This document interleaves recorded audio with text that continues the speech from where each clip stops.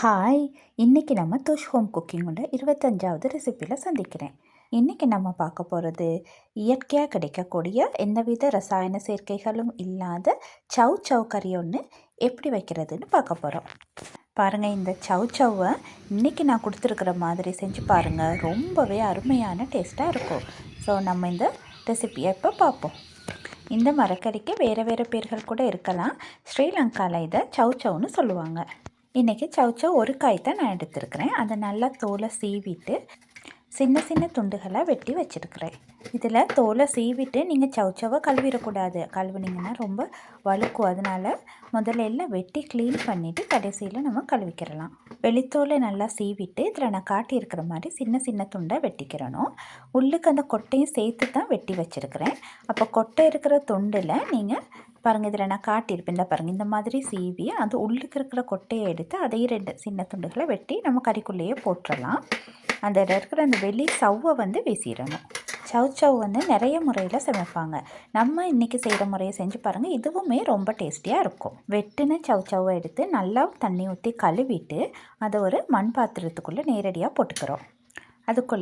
அதுக்கு தேவையான அளவு மஞ்சள் தூள் சேர்த்துருக்கிறேன். அதோடு சேர்த்து உப்பு 1 தேக்கரண்டி அளவுக்கு சேர்த்துருக்கிறேன். அதுக்குள்ளே தண்ணி கொஞ்சமாக சேர்த்து நம்ம வேக வைக்க போகிறோம். சவ் நீர்ச்சத்து கூடுதலாக காணப்பட்ட ஒரு காயினால் நிறைய தண்ணி சேர்த்துக்கிறக்கூடாது. இப்போ நம்ம அதை எடுத்து அடுப்பில் வைக்க போகிறோம். சவ் வேகிற இடைவெளியில் ஒரு மிக்ஸி ஜார் எடுத்து அதுக்குள்ளே ஒரு பெரிய வெங்காயத்தை துண்டுகளாக வெட்டி சேர்த்துருக்கேன். அதோட வெள்ளைப்பூடு 4-5 மாதிரி சேர்த்துட்டு பச்சை மிளகாய் 1 எடுத்து போட்டிருக்கிறேன்.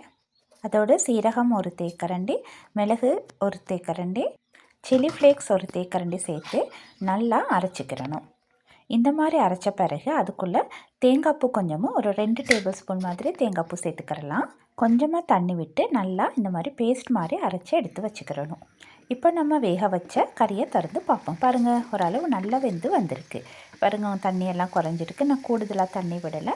அதுக்குள்ளே நம்ம அரைச்சி வச்சுருக்கிற அந்த பேஸ்ட்டை சேர்த்து விட்டுட்டு கொஞ்சமாக தண்ணி சேர்த்துக்கிறணும். அதுக்கப்புறம் அடுப்பை லோ ஃப்ளேமில் வச்சு மெதுவாக வேக விடணும். பாருங்கள், அப்படி கொஞ்சம் நேரம் கிளறி விட்டுட்டு வேக விடணும்.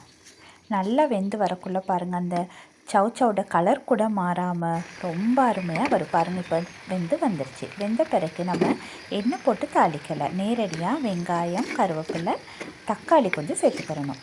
சேர்த்து அதிலேயே கிண்டி விடணும். இதில் நம்ம எண்ணெய் சேர்க்காததுனால ரொம்பவே உடம்புக்கும் நல்லது. ரொம்ப குயிக்காகவும் செஞ்சு முடிச்சிடலாம். நீங்களும் இந்த ரெசிபியை ட்ரை பண்ணி பாருங்கள். ரொம்ப அருமையாக இருக்கும்.